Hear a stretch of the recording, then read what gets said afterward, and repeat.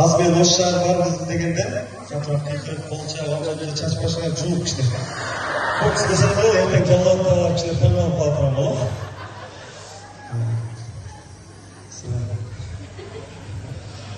Assalomu alaykum. Qadrdon do'stlar, birodarlar. Bugun do'stlar bilan ikkinchi kunda qo'noqdamiz. Mana Instagramda do'stlarim, men seni yaxshi ko'raman.